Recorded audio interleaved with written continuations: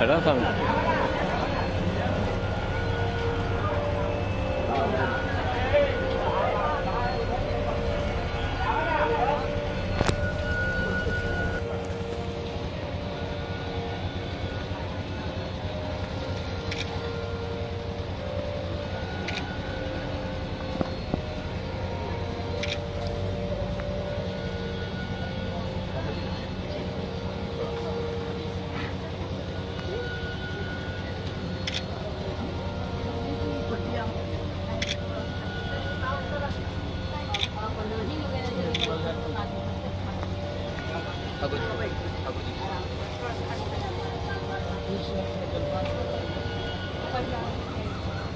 जैसा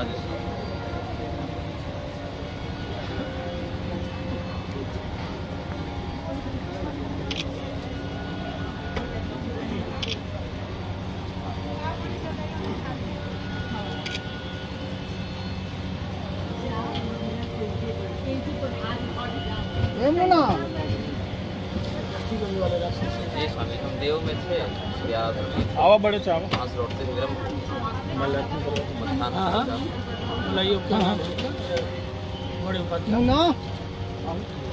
मुन्ना जी और आज का यह दिन अवश्य ही स्मरणीय भी होगा, क्योंकि हम सब के बीच में हमारे स्नेही प्रेमी परम सुहृद जिन्हें आज शास्त्रीय जगत में निग्रहाचार्य के नाम से विद्वत जगत स्मरण कर रहा है, और आपका शास्त्रीय संरक्षण में इस छोटी सी अवस्था में जो योगदान प्राप्त हो रहा है, यह निश्चय ही वैदिक संस्कृति और संस्कार के लिए अत्यंत ही उपादेय सिद्ध हो रहा है।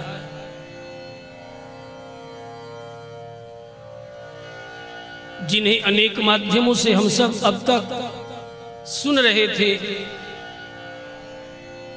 ऑनलाइन देख भी रहे थे, और आपके आख्यान व्याख्यान को यदा कदा सुन श्रवण करके अनुमोदन और स्वतः भी अपने ज्ञान विज्ञान में एक मणि के तुल्य आपके वाक्यों को स्वीकार करके शास्त्रीय बोध परंपरा को अग्रसर करने में आपके योगदान को स्वीकार कर रहे थे। आपका नाम श्री भागवतानंद गुरु जी ऐसा है, और निग्रहाचार्य के नाम से आप प्रथित हो रहे हैं। निश्चय ही परमात्मा की दिव्या कृपा का ही परिणाम है कि आप इस छोटी सी आयु में शास्त्र संरक्षण का जो कार्य कर रहे हैं, बड़े बड़े वैद्य से संपन्न भी आज उस कार्य को करने में अपने आप को अक्षम पा रहे हैं।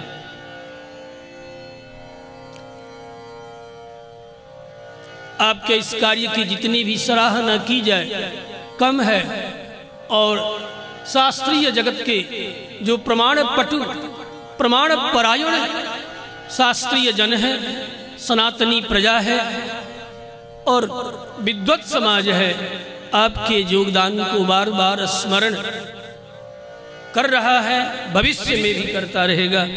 मेरे साथ आपका जो स्नेह संबंध है, यह निश्चय ही केवल इसी एक जन्म का नहीं है, मुझे कहने दो। हमारे और आपके बीच का जो संबंध है वो कई जन्मों का रहा है, यह निसंदेह तथ्य है। जैसे आप अपने संबंध में बहुत से तथ्यों को परिज्ञान करने में सक्षम है, निश्चय ही भगवदीय कृपा और पूर्वाचार्यों की सत्कृपा का परिणाम है कि ऐसे तथ्य मेरे भी मानस पटल में यदा कदा उद्भासित होते रहते हैं। ऐसे महानुभाव जिनके साथ यद्यपि आज मेरा भौतिक शरीर से मिलन इस जन्म में आज हो रहा, मैं भी आज आपका प्रथम दर्शन करके अपने आप को किसी बिछुड़े हुए स्वजन से मिलने का जो सुख होता है, आनंद होता है, वही आनंद मुझे आपसे, आपको गले में भींच करके वह आनंद मुझे प्राप्त हुआ।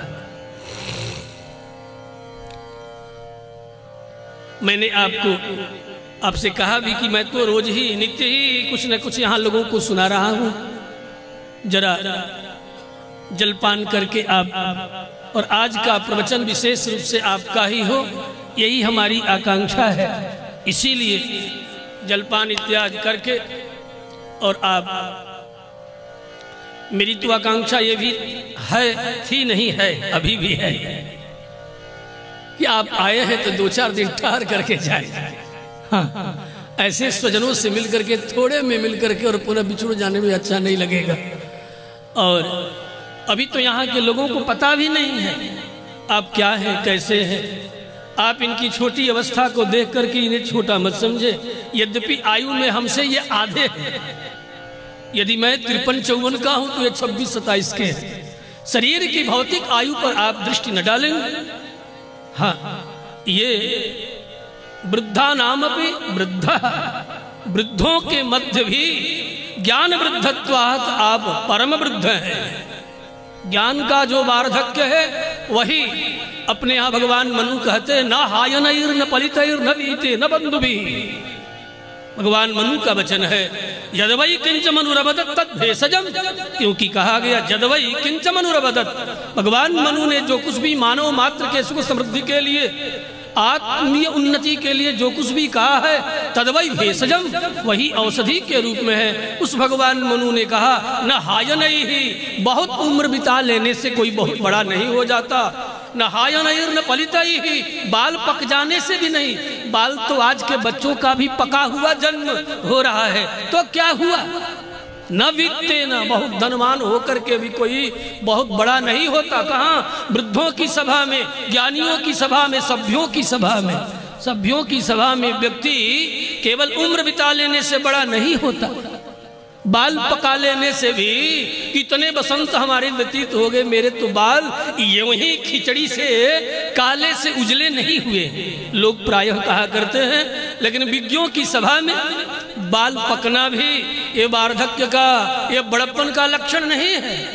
न वित्तेन, नहीं धन होने से। तो फिर ऋषयः चक्रिरे, ऋषि महर्षि पूर्वाचार्यों की जो परंपरा है, जो ज्ञान की परंपरा है, जो आचरण की परंपरा है, आचारहीनम न पुनन्ति वेदाः।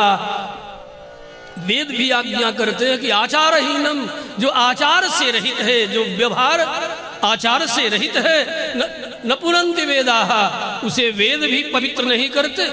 इसलिए आचार्यवान पुरुषो वेदा, आचार्यवान जो व्यक्ति होता है वही जानता है, समझता है और परतत्व को समझने का सामर्थ्य प्राप्त करता है।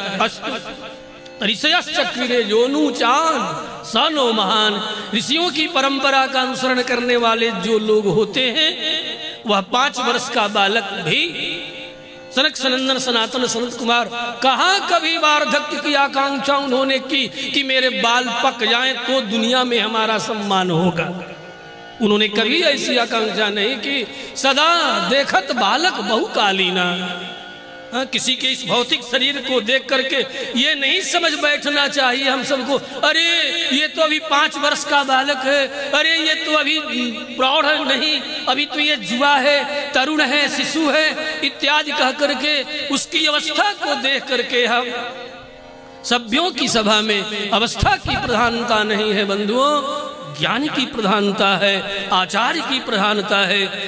ज्ञान को देख करके, आचार्य को देख करके ही भगवान मनु ने कहा सोनुचान योनुचान सनु महान। जो ऋषियों की परंपरा का अनुसरण करता है वही व्यक्ति महत्त्व को, महत्पद को, ज्येष्ठता और श्रेष्ठता को प्राप्त करता है। ऐसे हमारे निग्रहाचार्य जी हैं, श्री भागवतानंद गुरु जी हैं, जिनकी ज्ञान समृद्धि, ज्ञान संपत्ति जो कभी पूर्व जन्मों में लौकिक संपत्ति से भी समृद्ध थे, लेकिन आज लौकिक संपत्ति की आकांक्षा न करके ज्ञान संपत्ति की आकांक्षा के साथ जो जीवन यापन कर रहे हैं। मैं चाहूंगा कि हम तो नित्य ही, जैसा कि कहा, कुछ न कुछ आप सबको उद्बोधन कर रहा हूं, 2-4 मिनटों में सुलझ करके मैं आपको उलझाने के लिए ही बुलाया कि आप हमारे साथ इन लोगों के बीच में इतने उलझ जाए कि सारी दुनिया सुलझ जाए, सारे लोग सुलझ जाए। हाँ, इन्हीं आकांक्षाओं के साथ आपने, यदि स्मरण करूं तो आपने स्वतः अपनी ही कृपा से, मेरा तो केवल स्मरण मात्र था, आकांक्षा हमारी है कि यज्ञ में भी आपकी उपस्थिति हो। 22 अक्टूबर से 28 अक्टूबर के मध्य में जब कभी भी मौका मिल जाए आपकी उपस्थिति हो जाए, अत्युत्तम होगा। लेकिन आज आप उपस्थित हैं, यहाँ जो भी प्रांगण में उपस्थित भक्तजन हैं, आप अपने उद्बोधन संबोधन के द्वारा इनके आत्मोन्नयन और लौकिक समृद्धि की आकांक्षा करते हुए अपने शब्द पुष्पांजलि को समर्पित करते हुए, उद्बोधित करते हुए हम सबको लाभ प्रदान करेंगे। यही मेरी भगवदीय प्रेरणा से आकांक्षा है। जय श्रीमन्नारायण। श्री भगवतानंद गुरु जी, निग्रहाचार्य जी अब आप सबको अपने दिव्य उद्बोधन से संबोधित करेंगे। श्रीमन्नारायण। यासा पद्मासनस्था विपुलकटितटे पद्मपत्रायताक्षी गम्भीरावर्तनाभिस्तनभरनमिता शुभ्रवस्त्रोत्तरीया लक्ष्मीर्दिव्यैर्गजेन्द्रैर्मणिगणखचितैः स्नापिता हेमकुम्भैर्नित्यं सा पद्महस्ता वसतु मम गृहे सर्वमाङ्गल्ययुक्ता। यत्पङ्कजाङ्घ्रिविभवे नमहाष्टपाशा नाक्रोशयन्ति मनुजं जठराग्निचक्रे नैवं पुनः प्रविशति हवदान्यवर्यो रामानुजो विजयते यतिराजराजः। यं शैवाः समुपासते शिव इति ब्रह्मेति वेदान्तिनो बौद्धाः बुद्ध इति प्रमाणपटवः कर्तेति नैयायिकाः अर्हन्नित्यथ जैनशासनरताः कर्मेति मीमांसकाः।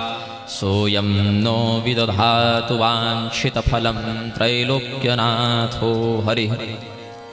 बाह्यान्तरकलामध्ये भाण्डब्रह्माण्डचारिणीं वेश्यतां त्रिगुणातीतां वन्दे निग्रहकारिणीं।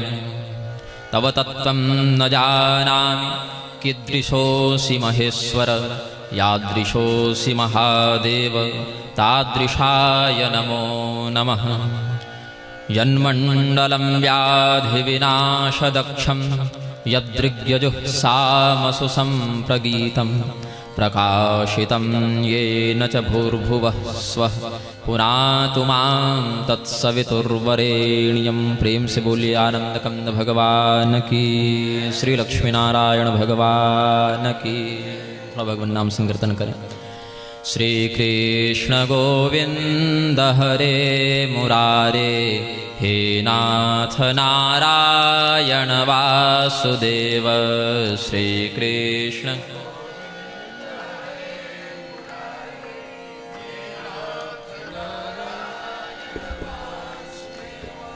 श्री कृष्ण गोविंद हरे मुरारे, हे नाथ नारायण वासुदेव।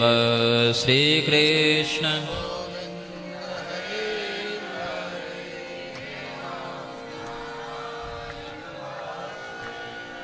श्री कृष्ण गोविंद हरे मुरारे, हे नाथ नारायण वासुदेव। श्री कृष्ण हे नाथ नारायण वासुदेव। प्रेम से बोलिए आनंद कंद भगवान की।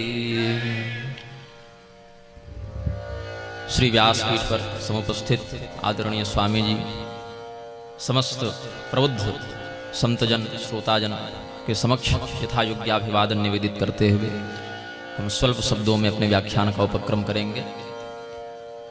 हमारे आचार्यों ने उपदिष्ट किया है, भगवत अनुशासन के अंतर्गत ही यत् करोषि यदस्नासि यज्जुहोषि ददासि यत् तपस्यसि कौन्तेय तत्कुरुष्व मदर्पणम। हम जो भी क्रिया करते हैं, भोजन करते हैं, यज्ञ करते हैं, दान करते हैं, अध्ययन करते हैं, स्वाध्याय आदि करते हैं, प्रत्येक कृत्य में हमारा शरीर प्रधान निमित्त है, अधिष्ठान है। शरीर के अभाव में कोई भी क्रिया घटित नहीं होती, क्योंकि काम करने के लिए देह की आवश्यकता है, और जैसा कार्य वैसे अंग की भी आवश्यकता है। अंग दो प्रकार के होते हैं, एक तो जो हमें बाहर से दिख जाएं, और एक जो न दिखें लेकिन भावना से उनका अनुभव किया जा सके। करण, बाह्य करण में हाथ पैर आंख कान इत्यादि हैं, और अंतःकरण में मन बुद्धि चित्त अहंकार आदि हैं। तो बाह्य करण और अंतःकरण के सहयोग से यह शरीर अलग अलग क्रियाओं में प्रवृत्त होता है। लेकिन हम यदि स्वयं को उस क्रिया का कर्ता माने तो हमें विवशता पूर्वक उस कर्म का शुभाशुभ फल भोगना ही पड़ेगा, चाहे जन्म में हो या जन्मांतर में हो। और जब वह फल हमें प्राप्त होगा तो आवश्यक नहीं कि हमें इस बात का बोध भी हो कि किस कर्म के फलस्वरूप हमें वह फल प्राप्त होगा। तो यदि सत्संस्कार होंगे तो अपने प्रारब्ध को हम स्वीकार करेंगे, सुख होगा तो उसमें भी अपने पुण्य का जो निमित्त भूत प्रारब्ध है उसके कारण हम चिंतन करेंगे कि यह भगवान की कृपा है। और अगर पाप का कोई दंड मिल रहा है तो प्रारब्ध भोग समझकर धैर्यपूर्वक उसको सहन भी करेंगे। ये आस्तिक जनों की वृत्ति है। और नास्तिक जनों की वृत्ति क्या होती है, भोगवादियों की क्या वृत्ति होती है कि सुख की उपस्थिति में अहंकार से युक्त हो जाते हैं और दुख की उपस्थिति में अश्रद्धा से युक्त हो जाते हैं। ये नास्तिकवादियों की वृत्ति है। बहुत सुखी हो जाए कोई नास्तिक अहंकारी हो जाएगा, और बहुत दुखी हो जाए कोई नास्तिक तो अश्रद्धालु हो जाएगा। ऐसे तो नास्तिक था ही, लेकिन उल्टे देवताओं के प्रति द्वेष बुद्धि भी रखने लगे। आस्तिक जन जब सुखी होते हैं तो भगवत कृपा मानते हैं, दुखी होते हैं तो अपने प्रारब्ध का क्षय हो रहा है, ऐसा धैर्य बुद्धि से चिंतन करते हैं। तो भगवान का यह निर्देश है कि स्वयं को किसी भी कर्म का कर्ता मानोगे तो फल का उपभोग भी तुम्हें करना पड़ेगा। इसीलिए तुम अपने समस्त कर्मों का संपूर्ण विनियोग हमारे प्रति कर दो। यत् करोषि यदस्नासि यज्जुहोषि ददासि यत् तपस्यसि कौन्तेय तत्कुरुष्व मदर्पणम। अब अपने अपने संप्रदाय के अनुसार, कुल परंपरा के अनुसार, संस्कार के अनुसार व्यक्ति भगवान के अलग अलग स्वरूपों में अपनी निष्ठा रखता है। कोई भगवान विष्णु परक, कोई भगवान शिव परक, कोई भगवती दुर्गा परक, कोई भगवान सूर्य परक, कोई भगवान गणपति परक आराधना करता है। एक देवता के भी कई लीलात्मक भेद भी हो जाते हैं। भगवान विष्णु के कोई लक्ष्मी नारायण स्वरूप की उपासना करता है, कोई राधा कृष्ण स्वरूप की आराधना करता है, कोई सीताराम स्वरूप की आराधना करता है। जो सीताराम स्वरूप की आराधना कर रहे हैं उनमें भी कोई वैवाहिक काल का चिंतन करता है, कोई वनवास का चिंतन करता है, कोई राज्याभिषेक का चिंतन करता है। श्री कृष्ण भगवान के संदर्भ में कोई गोकुल के लीलाओं का चिंतन करता है, कोई मथुरा की लीलाओं का चिंतन करता है, कोई द्वारिका की लीलाओं का चिंतन करता है। तो अपने अपने संस्कार वृत्ति के अनुसार किसी एक नाम रूप में निष्ठा रखकर जीव का कर्तव्य है कि उसी इष्ट के प्रति अपने समस्त कर्मों का फल निवेदित करना प्रारंभ करे। यहाँ तक कि अर्जुन को भगवान ने कहा मामनुस्मर युद्ध च, युद्ध भी करो तो मेरा अनुस्मरण करते हुए करो, मेरा चिंतन करते हुए करो, मेरे माध्यम से तुम उस युद्ध में मेरे लिए प्रवृत्त हुए हो। ये नहीं कि हम हस्तिनापुर के राजा बने। भगवान का अवतार धर्म संरक्षणार्थ होता है, इसीलिए भगवत आज्ञा से भगवान के ही द्वारा जिन दुष्टों का वध कर दिया गया काल रूप से, ऐसे दुष्टों का संहार हम अर्जुन निमित्त बनकर कर रहे हैं। इससे जो भी हानि लाभ होनी है वो भगवान की होनी है, हमारी नहीं होनी है। हम तो भगवान के आदेश से चलने वाले उनके अनुपालक हैं। ऐसा चिंतन अर्जुन के प्रति भगवान ने उपदिष्ट किया। और इस भाव को केवल युद्ध आदि में नहीं, अपितु तो अपने घर के प्रत्येक कृत्य में करना चाहिए। यादोहने वहनने मथनोपलेप प्रिंखिंखणार्भरुदितो क्षणमार्जनादौ गायन्ति चैनमनुरक्तधियः श्रुकण्ठो धन्या व्रजस्त्रिय उरुक्रमचित्तयाना। श्री सुखदेव जी महाराज ने उपदिष्ट किया है, ब्रज की स्त्रियों को धन्य कहा। ज्ञान की दृष्टि से देखें अथवा बहुत अध्ययन की दृष्टि से देखें या बहुत कठोर तपस्या या वैभव की दृष्टि से देखें तो गोपियों की प्रशंसा वैभव के कारण या बहुत अधिक शास्त्राध्ययन के कारण नहीं है, समर्पण के कारण है। भगवान के प्रति समर्पण, जो एक निष्ठा उन्होंने अनन्यता की भगवान के प्रति दिखाई, उसका ही जो मूल प्रभाव है वही गोपियों को बड़े बड़े ऋषियों के द्वारा भी वंदनीय बना देता है। तो निष्ठा का, अनन्यता का ये अर्थ नहीं है कि हम बाकी को देखे ही नहीं, सुने ही नहीं, क्योंकि गोपियों को भगवान ने अपना अनन्य भक्त स्वीकार किया। प्रमाणम तत्र गोपिका, उनको प्रमाणभूत प्रस्तुत किया है आचार्यों ने। लेकिन भगवान की आराधना भी उन्होंने की, तो कात्यायनी भगवती की आराधना भी की है, भगवती दुर्गा की साधना भी की है। नंद गोप सुतम देवी पतिं में कुरुते नमः। तो अनन्यता वो नहीं है कि आप अपने इष्ट को छोड़कर दूसरे को देखकर आंख बंद कर लें, दूसरे देवता का नाम सुन के कान बंद कर लें, ऐसा नहीं। हम सोचते हैं, शास्त्राज्ञा का चिंतन करते हैं, आचार्यों के अनुग्रह का अनुभव करते हैं। जब प्रत्येक देवता में, प्रत्येक नाम में अपने इष्ट की ही अनुभूति होने लगी, तब वह अनन्यता परिपक्व हो रही है, ऐसा समझना चाहिए। अर्जुन को भगवान ने अपना अनन्य भक्त स्वीकार किया। भक्त्या तनन्यया सत्य अहमेवं विधोर्जुन ज्ञातुम द्रष्टुम च तत्वेन प्रवेष्टुम च परम तप। और अर्जुन ने भगवान महादेव की आराधना करके पाशुपतास्त्र भी प्राप्त किया है। तो जो व्यक्ति अपने ही इष्ट का दर्शन समस्त देवताओं में कर ले, उसकी अनन्यता सिद्ध है, ये समझना चाहिए। तो दुर्भाग्य यह हो जाता है जब मैं बहुत महानुभावों को देखता हूँ जो यह कहते हैं वासुदेव सर्वमिति, संपूर्ण संसार के कण कण में भगवान हैं, सिया राम में सब जग जानी, ये सब तो कहते हैं। तो जो व्यक्ति संपूर्ण संसार के स्त्री पुरुष आदि जड़ चेतन आदि में भी भगवान का दर्शन कर ले रहा है, वो शास्त्र सिद्ध देवस्व रूपों में भगवान का दर्शन क्यों नहीं कर पाता?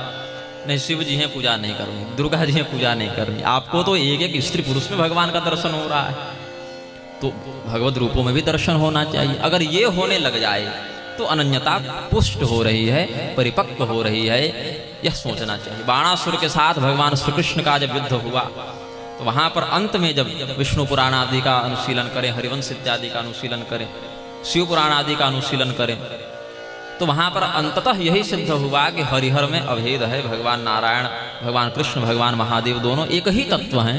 वो यूनिफॉर्म का अंतर है, जो बाहर का स्वरूप है, बस वर्दी का अंतर है। जैसे क्रिया करते हैं वैसे नाम संज्ञा रूप उपाधि को परमात्मा धारण करते हैं। भगवान नारायण ने स्वयं कहा, अहम ब्रह्मा च सर्वस्य जगतः कारणम परम। दक्ष प्रजापति को कहा ना कि तुम मेरा यज्ञ कर रहे थे, शिवद्रोह कर रहे थे, इसी के कारण एक की निंदा करने से सबों की निंदा समझनी चाहिए, एक की आराधना से सभी देवताओं की आराधना समझनी चाहिए। लेकिन किसी एक ही रूप नाम में निष्ठा भी अनिवार्य है, उससे भटकाव नहीं होता।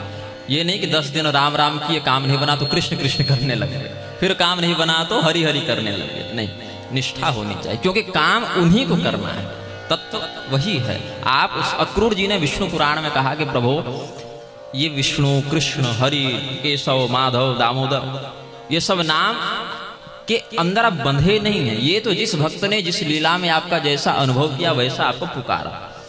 दामोदर भगवान का नाम है, दाम कहते हैं रस्सी को, उदर कहते हैं पेट को। जब भगवती यशोदा ने भगवान के उदर में रस्सी बांध की, उखल में उनको आबद्ध किया, दामोदर संज्ञा से लोगों ने, भक्तों ने उनकी आराधना की। जब मूर नामक दैत्य को भगवान ने मारा तो मुरारी नाम से लोगों ने उनकी आराधना की। तो भक्तों ने भगवान का जिस रूप में चिंतन किया, दर्शन किया, अनुभव किया, वैसे वैसे नाम रूप का उन्होंने वर्णन किया, वैसे शास्त्रीय परंपरा में आचार्यों ने अनुभव किया। तो जितने भी नाम हैं भगवान के ही हैं, जितने भी स्वरूप हैं भगवान के ही हैं, जितने भी कर्म हैं वही भगवान की हैं। गोपियां अपने घर के प्रत्येक कृत्य को करते हुए भी भगवत चिंतन कर लेती थीं। झाड़ू लगा रही हैं तो ये नहीं कि मैं अपने घर में झाड़ू लगा रही हूँ, ये घर भगवान का है, भगवान के घर में हम सेवा कर रहे हैं, ये चिंतन था। तो घर में तो झाड़ू हमारे ही लगा, लेकिन फल मिला भगवान की सेवा का। भोजन रसोई सिद्ध कर रहे हैं तो ये नहीं कि अपने उपभोग के लिए, अपितु भगवान को भोग लगाने के लिए ये रसोई बना रहे हैं। तो पेट अपना ही भरना है, लेकिन भगवान के सेवा का, भगवान को भोग लगाने का फल प्राप्त हुआ। इसीलिए ऐसा कर्म जो आपने आसक्ति भाव से न करके भक्ति भाव से किया, वह कर्म जो है बांधता नहीं अपितु छुड़ाता है। जैसे जेल में तो कैदी भी है और जेल में जेलर भी है। तो जेलर का केबिन अलग है और कैदियों का अलग है। जेल में ही दोनों रहते हैं, लेकिन एक को बंधा हुआ कहा जाता है और दूसरे को कैदी नहीं कहा जाता। रहना तो दोनों को वही है। ऐसे ही भगवत प्राप्त संत भी संसार में ही रहेंगे, और मूर्ख जड़ बुद्धि व्यक्ति भी यही रहेगा, लेकिन दोनों के स्थिति में भेद हो जाता है। सुखदेव जी महाराज, गोरक्षनाथ जी, दत्तात्रेय जी, ऋषभदेव जी, अवधूत वृत्ति को धारण करने वाले संत भी इसी पृथ्वी पर भक्तजनों को आनंदित करते रहे, लेकिन बंधे नहीं। गृहे गृहे गोपवधू कदम्बा सर्वे मिलित्वा समवाय योगे पुण्यानि नामानि पठन्ति नित्यं गोविंद दामोदर माधवेति।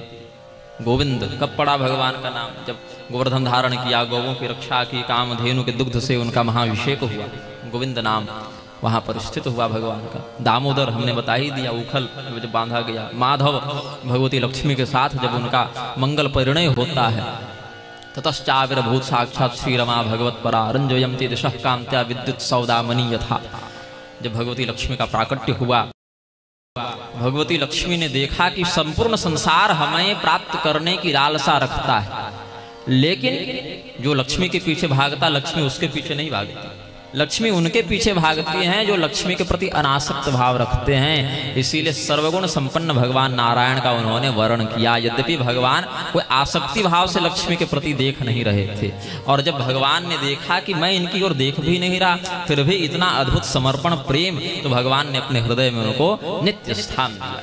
और यह सिद्ध किया शास्त्र में कि जैसे सूर्य से उसका प्रकाश भिन्न नहीं है, दुग्ध से उसकी शुभ्रता, दूध से उसकी सफेदी अलग नहीं है, हिम बर्फ से उसकी ठंडक शीतलता अलग नहीं है, वैसे ही शिव तत्व और शक्ति तत्व में अभेद है। भगवान नारायण और भगवती लक्ष्मी में अभेद है, भगवान कृष्ण भगवती राधिका में अभेद है, भगवान श्री रामचंद्र जी भगवती सीता में अभेद है। अनन्यार्ह प्रकाशनार्थ तो भगवती ने शपथ भरे दरबार में किया है, यदि मैं राघव सरकार से भिन्न नहीं हूँ, एकदम अभिन्न हूँ, अनन्य हूँ, तो यह भगवती पृथ्वी हमें स्थान दे। ये तो अंतिम महाप्रतिज्ञा हो गई भगवती की। जो तीसरा वियोग उनका हुआ है भगवान से, आकारत्रय का वर्णन स्वामी जी संप्रदाय निष्ठ हैं तो समझ गए। अब सब बातें संप्रदाय की हर रहस्य को हर स्थान पर उल्लेख करना भी उचित नहीं होता है, तो हमने थोड़ा संकेत कर दिया। अब हम सबों का यह परम कर्तव्य बनता है कि हमें क्या प्राप्त हुआ और ये कितनी आसानी से खो सकते हैं, हम इस पर चिंतन करना चाहिए सज्जनों को। सबसे पहले तो सौभाग्य यह है कि हम भारतवर्ष में हैं। अभी देखिए विश्व युद्ध अलग अलग स्तर पर छिड़ा है, भले को घोषणा करे न करे, लेकिन जिसका माथा कटा, जिसको गोली लगी, उसके लिए तो विश्व युद्ध ही था। तो जहां जहां पर भोगवादी संस्कृतियां हैं, अब संस्कृति शब्द भी उनके लिए तो कह नहीं सकते, वहां क्या संस्कार हुआ, वृत्तियां हैं जहां भोगवादिनी, वहां पर कितनी मार काट, बलात्कार, चोरी, डकैती, हिंसा है। अन्य देशों की अपेक्षा भारत में अभी अपेक्षाकृत शांति है। अब ये कब तक रहेगी ये भी कहीं नहीं कहा जा सकता। ये तो सज्जनों का, अधिकृत जनों का दायित्व है कि वो भारत में धर्म की व्यवस्था को यथासाध्य बनाए रखने का प्रयास करें। हालांकि भारत में भी बहुत तेजी से अशांति की विकृति बढ़ रही है, लेकिन फिर भी कम से कम इस परिक्षेत्र में तो हम जहां अभी बैठे हैं शांति है। मैं निर्विरोध रूप से बोल रहा हूं, आप सुन रहे हैं, और उसमें कुछ लोग समझ भी रहे हैं, क्योंकि सभी सुनकर समझे यह आवश्यक नहीं है, लेकिन जिनमें अत्यंत भगवत कृपा का सन्निधान होगा वो समझ रहे हैं। तो भगवान की कृपा से एक तो भारतवर्ष में हम अभी उपस्थित हैं, उसमें भी इसी प्रक्षेत्र में करोड़ों कीट आदि होंगे, लेकिन हम मनुष्य की योनि में स्थित हैं। मनुष्य की योनि में स्थित तो कई लोग होंगे, लेकिन कम से कम कथा का, सत्संग का लाभ लेने के लिए उपस्थित हैं। और जितने लोग उपस्थित हैं उनमें भी कितनों का दिमाग इधर उधर होगा, तो कम से कम जो एकाग्र चित्त से सुन रहे हैं उनमें जिनकी गणना होती है, तो चिंतन करना चाहिए कि तीन तत्व तो बड़े दुर्लभ हैं, मनुष्यत्वम, मुमुक्षत्वम, महापुरुष संश्रय। मनुष्यत्व, मनुष्य होने के बाद मोक्ष की इच्छा, मुमुक्षत्व, और मोक्ष की इच्छा रखने वाले लोगों में भी कितनों को संत जनों का सौभाग्य मिलता है, संत जनों का सानिध्य मिलता है, तो महापुरुष का दर्शन। तत्रापि दुर्लभम मन्ये वैकुंठ प्रिय दर्शनम। वहां पर भी महापुरुष तो बहुत से चमत्कार सिद्धि दिखाने वाले हैं, लेकिन जो भगवान विष्णु को प्रेम करें और भगवान विष्णु जिनसे प्रेम करें, दोनों होना चाहिए ना। अब हम तो कह दें कि हम भक्त हैं, हम तो कह दें हम बड़े ज्ञानी हैं, भक्त हैं भगवान के, लेकिन भगवान अगर हमें अपना भक्त ही न स्वीकार करें, बोले तो फर्जी भक्त है भाई, इसमें तो भक्ति अभी दृढ़ हुई नहीं है। यो मत भक्त समे प्रिय, जब भगवान ये कह बैठे कि हाँ ये हमारा प्रिय भक्त है, तो कोई बात नहीं। क्योंकि हम तो भगवान से किसी भी कारण से प्रेम कर सकते हैं। पैसा कम हो जाए तो भगवान के प्रति प्रेम बढ़ने लगे कि ज़्यादा भक्ति करेंगे तो कुछ धन आएगा, ज़्यादा भक्ति करेंगे स्वास्थ्य लाभ होगा या शत्रुनाश होगा, या तरह तरह के आर्त भाव से अर्थार्थी भाव से संकट से मुक्त होने के लिए, धन लाभ के लिए, या कुछ विशेष सिद्धि शक्ति की प्राप्ति, चमत्कार की प्राप्ति के लिए भी भगवान से प्रेम करने वाले बहुत लोग हैं। लेकिन केवल प्रेम को ही सर्वोच्च लक्ष्य मानकर जो भगवान के प्रति समर्पित होता है, भगवान उससे, यद्यपि भगवान का है नियम, समोहं सर्वभूतेषु न मे द्वेष्योऽस्ति न प्रियः, मैं किसी से अपनी ओर से प्रेम या शत्रुता का भाव नहीं रखता। वो तो सामने वाला जैसा मेरे प्रति भाव रखेगा, भगवान दर्पण बन जाएंगे, ऐनक के सामने आप जो स्वरूप बनाकर जाएं वैसा आपका परिलक्षित होगा प्रतिबिंब। तो भगवान के सामने आप जो भाव लेकर जाएं, भगवान के द्वारा भी उसी भाव का व्यवहार किया जाए। आपने भगवान को पुत्र कहा और यदि वास्तव में आप में वो वात्सल्य है तो भगवान आपको अपने माता पिता के रूप में स्वीकार करेंगे। यदि आपने पति भाव से किया तो भगवान आपके पति बनेंगे, शिष्य मान लिया तो भगवान आपके शिष्य भी बन जाएंगे। उपमन्यु, सांदीपनि, वशिष्ठ इत्यादि महर्षियों ने भगवान के गुरु बनने का सौभाग्य प्राप्त किया है।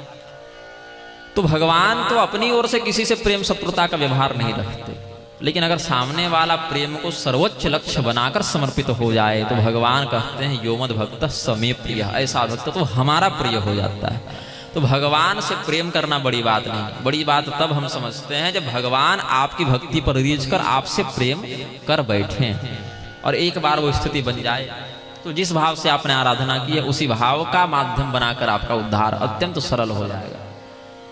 तो हम सबों को यह चिंतन करना चाहिए कि अभी तक का जीवन जितना भी हमने व्यतीत किया, भोजन करते हुए, सोते हुए, एक दूसरे के प्रति प्रेम का या देश का व्यवहार करते हुए, अलग अलग इच्छाओं की पूर्ति करते हुए, उसकी तुलना में भगवत प्राप्ति के लिए हमने कितना समय दिया, कितना परिश्रम किया। जबकि हम सभी व्यक्ति जब माता के गर्भ में थे 7वें महीने में लगभग शरीर पूर्ण हो जाता है। एक सामान्य जो उसकी प्रजनन प्रक्रिया है, 7वें महीने तक शरीर के निर्माण की प्रक्रिया लगभग पूर्ण हो जाती है। फिर प्रारब्धानुसार 8वें महीने में, कई तो 7वें में ही, लेकिन 8वें, 9वें, 10वें, कुछ 11वें तक में भी प्रसूत होते हैं बालक। तो वहां पर रहता हुआ जीव जो है भगवान से बड़ी मार्मिक स्तुति करता है, एकदम ऋषि महर्षि के समान उसको ब्रह्मबोध हो जाता है कि प्रभु एक अवसर और दे दीजिए, फिर हम और कोई इधर उधर दिमाग नहीं लगाएंगे, बस इस नरक से निकलने का एकमात्र साधन हम आपके चरण कमलों को समझ के आराधना करेंगे। लेकिन होता क्या है, जो हो रहा है तो सब देख रहे हैं, अलग से क्या कहें। तो भगवान के प्रति तो एक दिल नहीं लगता, मन नहीं लगता, लग भी जाए तो भगवान की अपेक्षा किसी सकाम बुद्धि की उसमें स्थिति बन जाती है। हालांकि सकाम बुद्धि से भी भगवान की आराधना करना एक विधान है। अकाम मोक्ष कामो वा उदारधि, भक्ति योगे न यजेत पुरुषम परम। जी, अकाम सर्व कामो वा मोक्ष काम उदारधि तीव्रेण भक्ति योगे न यजेत पुरुषम परम। भगवान से प्रेम करने की, उनकी आराधना करने के 3 भाव बताए आचार्यों ने।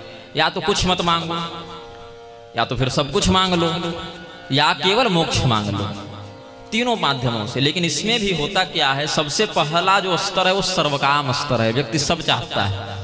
जब वहां से थोड़ी बुद्धि उसकी सुधरेगी, बोलेगी इससे तो कोई लाभ नहीं, ये तो हर जन्म में प्राप्त है, लगभग मोक्ष मांगते हैं। फिर मोक्ष मांगने के बाद भी उसके मन में लगता है कि यहाँ भी तो कुछ एक भाव रह ही गया, तो भगवान के अतिरिक्त मोक्ष भी हमें नहीं चाहिए। और इस स्थिति में हम तो सनातन धर्मावलंबी होकर इतने गौरव का अनुभव करते हैं कि राक्षसों ने भी कई बार ऐसी बातें कही हैं जिससे बड़े बड़े आचार्यों ने प्रेरणा ली है। जैसे भागवत महापुराण का आप चिंतन करें, वृत्रासुर ने, है ना, न योग सिद्धि पुनर्भवम वा समंजसत्ता विरहिज कांक्षे इत्यादि वचन उसमें कहे हैं। हे प्रभु, आपको छोड़कर हम अजात पक्षाय मातरम खगा संयंग यथा वत्सतरा क्षुधारता, जिस प्रकार से छोटे छोटे पक्षियों के बच्चे जब पंख नहीं उगते हैं तो चोंच फाड़ कर अपने माता के पिता के आगमन की प्रतीक्षा करते रहते हैं। जैसे घर का छोटा बछड़ा, 15-20 दिन का बछड़ा जब भी घास चरने नहीं जा रहा है, वो शाम होते होते उछल कूद मचाता है बेचैनी से कि माँ आ रही होगी। नए नए दंपति, पति कहीं कमाने चले गए या पत्नी मायके में है तो उसके विरह में जैसे उसके दर्शन की लालसा रखते हैं, हे प्रभु आपके प्रति हमारी वही लालसा बनी रहे, वैसे ही तीव्र वेदना विरह के साथ हम आपको देखने की इच्छा करें। ये तो वृत्रासुर जैसे राक्षसों का भाव सनातन धर्म में रहा है। शिक्षा तो कहीं से भी ले सकते हैं, लेकिन लेने की वृत्ति होनी चाहिए। दत्तात्रेय भगवान ने तो 24 गुरु बनाए, तो कोई मंत्र दीक्षा लेकर थोड़ी बनाए। उन्होंने उन प्रेरणाओं को ग्रहण किया, उन चरित्रों से, आचरण से मोक्ष मार्ग का अनुसरण किया, वैराग्य को पुष्ट किया। तो स्ववर्णाश्रमोचित कर्म को करते हुए जो काम हमें पतित बना सकते हैं, ऐसे शास्त्र विरुद्ध कृत्यों से बचते हुए, दोनों है विधि का पालन और निषेध का परित्याग, दोनों का बहुत सतर्कता पूर्वक समीक्षण करते हुए व्यवहार करना चाहिए। उत्थान और पतन बहुत भयंकर होता है। मनुष्यों के राजा थे नहुष, बने तो सीधे देवताओं के राजा इंद्र और नीचे गिरे तो सीधे अजगर। तो कौन सा जीव किस कर्म के आधार पर कहाँ पहुंच जाए और कहाँ पहुंच जाए, ये बड़ा सतर्कता पूर्वक समीक्षण का विषय है। तो इसमें यह चिंतन करना चाहिए कि प्रत्येक कृत्य को भगवत कृत्य समझकर, शास्त्र सम्मत विधान से भगवत कृत्य समझकर करें, और उसके फलस्वरूप यदि कुछ मांगना भी हो तो मोक्ष के अतिरिक्त कुछ न मांगे। और मोक्ष की जब इच्छा ही मर जाए तब समझो वास्तव में वह मुक्त हो गया, क्योंकि मोक्ष की इच्छा उसको होती है जो अभी तक बंधा है। लेकिन जब वो इच्छा भी न रहे, जो मुक्त है वो क्या मोक्ष मांगेगा, तब समझो कि मोक्ष रूपी स्थिति उसकी घटित हो गई है। और भगवान नाम का आश्रय लेते हुए भगवत उपदिष्ट मार्ग पर चलते हुए भगवत तत्व निरूपक शास्त्रों का, ये नहीं कुछ भी पढ़ लें। आजकल तो बहुत से संप्रदाय संस्थाएं नए नए खुल गए हैं, छापे जा रहे हैं ताबड़तोड़ बातों को, लेकिन नहीं, भगवत तत्वनिष्ठ शास्त्रों का, उन शास्त्रों को उपदेशक आचार्यों का अनुसरण करते हुए चिंतन करना चाहिए। और अपने जिह्वा से एक बड़ी सुंदर बात आचार्यों ने मांगी है, सबसे तो मांगे एक जीव से हम याचना करते हैं, त्वामेव याचे मम देहि जिह्वे समागते दंडधरे कृतांते वक्तव्यमेवं मधुरं सुभक्त्या गोविंद दामोदर माधवेति। हे जिह्वे, आज तक तुमने जो मांगा हमने सब दिया, चाहे वो सात्विक आहार हो चाहे नशेबाजी हो। जीव ने जो मांगा हमने दिया, चाहे घर जमीन गहना जेवर बेचना पड़े, लेकिन दिया। हम तुमसे एक वस्तु मांगते हैं, वो तुम मुझे देना, कि जब हमें यमदूत आते हुए दिखाई दें, दंडपाणी यमराज का बोध हो जाए कि अब हमारा ये श्वास 2-4 बार ही है, अब निकला, तो अप्रयास ही, बिना प्रयास ही तुम अपने मुख से भगवान के मधुर नामों का उच्चारण प्रारंभ कर देना। बस एक चीज तुम हमें दे दो। ये आचार्यों ने जीव से मांगी है कि झूठ सच तो बहुत कुछ बोले हो, लेकिन जब समागते दंडधरे कृतांते, जब यमराज का कालदंड दिखाई पड़े, मृत्यु सन्निकट है, ऐसा बोध हो जाए, तो क्या मांगो? जीव से मांगे हैं आचार्य गण कि तुम भगवान के मधुर नामों का उच्चारण करने लगना।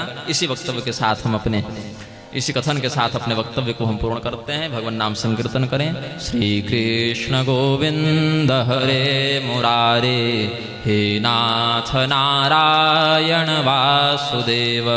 श्री कृष्ण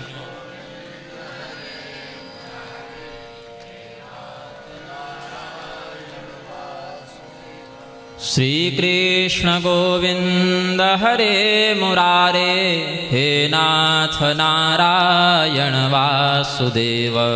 श्री कृष्ण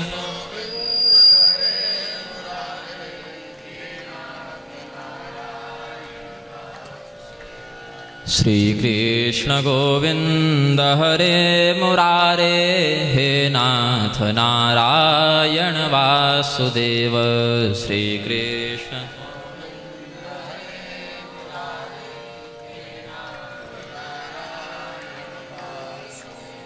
सर्वे भवन्तु सुखिनः, सर्वे सन्तु निरामयाः, सर्वे भद्राणि पश्यन्तु, मा कश्चित् दुःखभाग् भवेत्। प्रेम से बोलिए आनंद कंद भगवान की, सत्य सनातन धर्म की, श्री लक्ष्मी नारायण भगवान की।